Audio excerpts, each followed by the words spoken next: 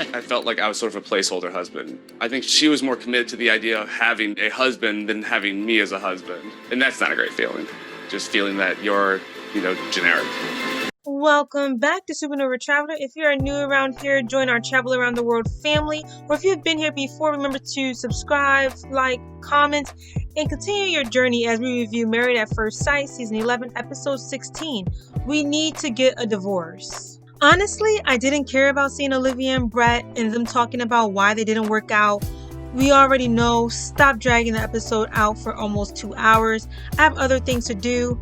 Olivia came off as nasty, distrusting woman that she is. Even Pastor Cal had to make her pause because you can tell even when she was conversing with Dr. Cal or Pastor Cal, she wasn't comprehending or listening to what he was saying. She is obviously resentful that Brett broke up with her on national TV. It is evident that she is unyielding. Although I don't like Brett, I honestly think he was more sincere than Olivia in that he would have been more willing to bend. But I have the suspicion that Olivia was more of the is my way or the highway type of person. Basically, Olivia didn't want to do anything or any of the things to make Brett feel secure in a relationship, and Brett was over it. Because if you actually watched the whole season, Olivia offered Brett nothing. No affection, no possibility of children, no undivided attention, and she felt that a man would find her endearing somehow. Okay, Olivia, you are a butthole. She keeps calling Brett a butthole, but Olivia, she's not that far off. She is also a butthole. Olivia communicates less than Brett. Olivia will have a very hard time choosing a spouse because she seems to be very nitpicky about small things. She was like making up the most irrelevant things of why she was not attracted to Brett. It was really annoying. And for those things to be something that she is annoyed with because he looks in the mirror a lot or something, is because she has her own insecurities about her own body and she doesn't want to look in the mirror a lot. It is weird when someone does do that, but it's not something that you will be like, oh my god, you're so unattractive, and after a moment, like, come on, please, Olivia, stop. I like how Pastor Cal at the end tried to make it sound like this segment was worth our time. Alright, on to another couple. This was good that they could work out all that stuff, though.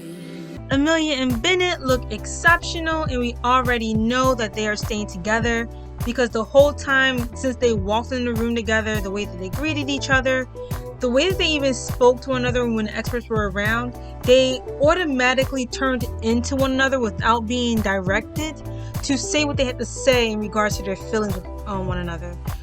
Both individuals were extremely engaged, and of course they said yes.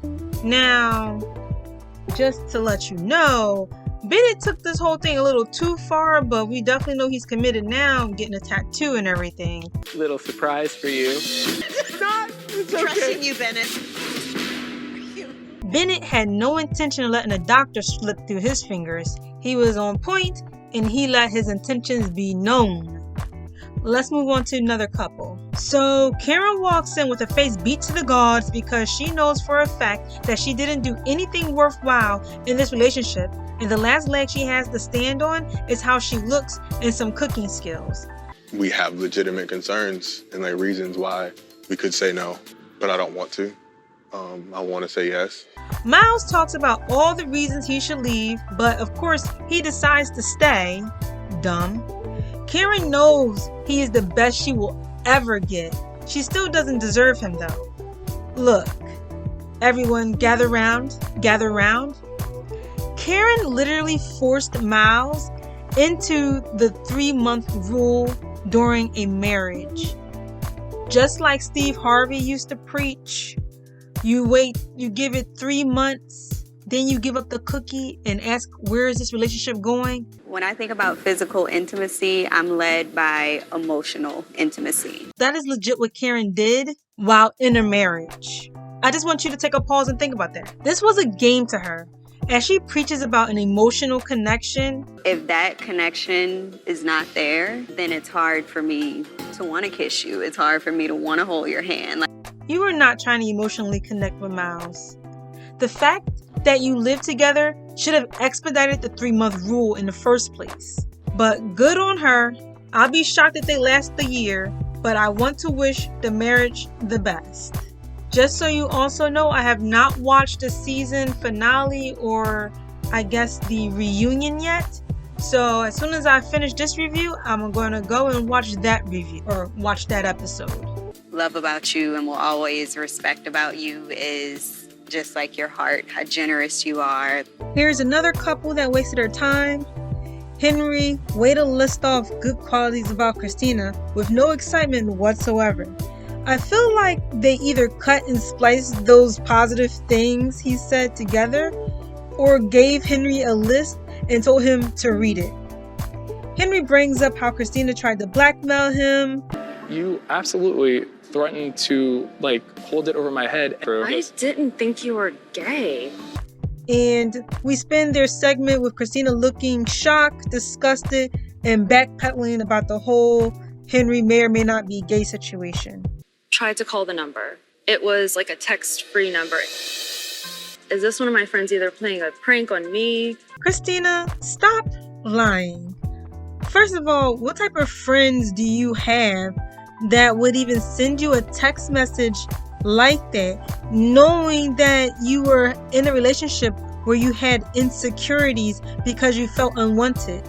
So your friends, knowing that, would send that type of message to you?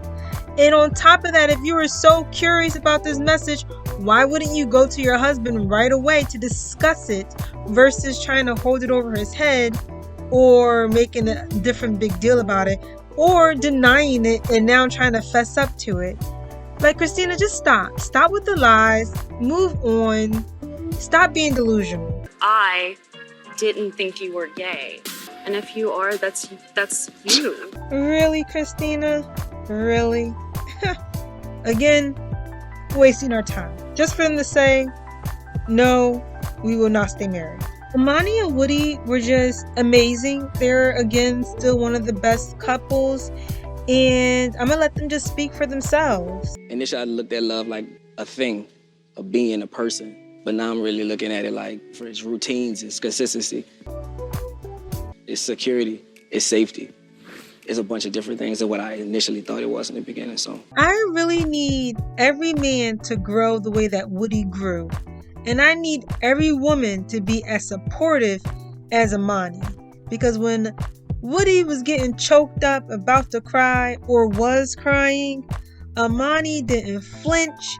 She didn't turn her head in disapproval. She moved close. She held his hand because he is loving her the way that she wants to be loved. And they both understand that, and they're both catering to that part of each other. Woody, I would like to get a divorce. I want to stay married. she wanted to see if I was going to flash. It was a test. All right, everyone, to wrap up my review and recap of this episode, I have to say, out of the 3 couples that stayed married, only 2 couples are truly in a marriage, and only 2 couples actually identify that they are married. Amani and Woody were very much so engaged when they were on the couch to one another and talking about one another. It was as if no one else was in the room. Same as for Amelia and Bennett, they were very much so engaged. You can tell that they wanted to be married and that they were going to stay together from the moment they walked in the room to the moment they left the room. As far as Miles and Karen, they are not married. They do not want to be in this marriage. They do not want to be in this relationship. Karen is so stiff. She is so analytical, and she has no affection for Miles whatsoever. They basically are staying together and color coding their outfits for pure saving face, as not to embarrass each other, or more so for Miles not to embarrass Karen, since you know she does have a history of being a beauty pageant queen. If you even looked at when they were talking, she put in quotation marks about how it just started feeling like a marriage 3 to 4 weeks ago. So basically you waited the 3-month rule to say that you were in a relationship or in a marriage. Karen, you need to really go work on yourself. You need to go to therapy and make sure that you get the things you need and understand what do you need from a man. And that's my pure wrap up. The other two, we don't need to discuss them. It's whatever. Please comment, subscribe, and like, and remember to share my review. Let me know in the comments down below if you agree with me or if you don't agree with me, if you have anything added to say.